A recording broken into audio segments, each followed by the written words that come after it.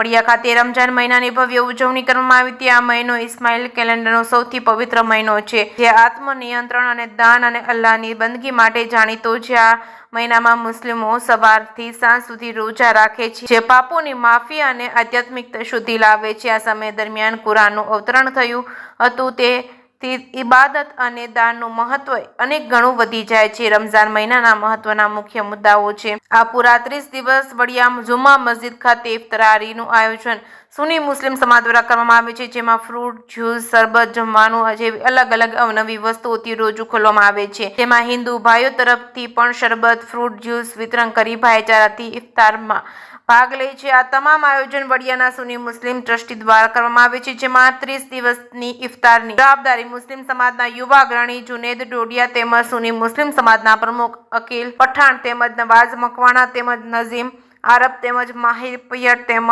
અફઝલ મેમણ તેમજ સહિતના દ્વારા કરવામાં આવી છે। કે સિંહ ગુજરાતી સાથે રાજુ કારિયા, વડિયા જુમ્મા મસ્જિદમાં રમજાનુલ મુબારકના એક મુબારક માસમાં રોજા રાખતા હોય રોજાની ઇફતારીનું આયોજન અત્યારે જુમ્મા મસ્જિદ વડિયામાં ચાલુ છે।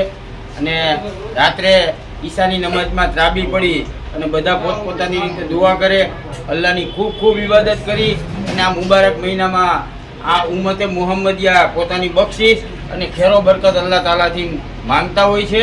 અને અત્યારે અહીંયા જુમ્મા મસ્જિદમાં ઇફતારીનું ખૂબ સુંદર આયોજન પણ અમે કરી રહ્યા છીએ। બધા રોજદારો સાથે મળી અને રોજા ઇફતાર કરીએ, રોજા છોડીએ અને અલ્લાહની બારગાહમાં દુઆ કરીએ।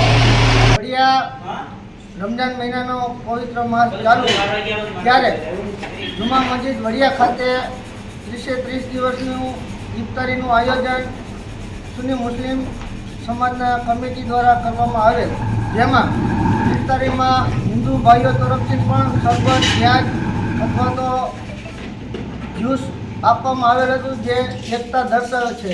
આ મહિનો મુસ્લિમ સમાજમાં પવિત્ર મહિનો છે, જેમાં ઇબાદત, રમજાનના રોજા તમામ મુસ્લિમ ભાઈઓ રાખવામાં આવે છે।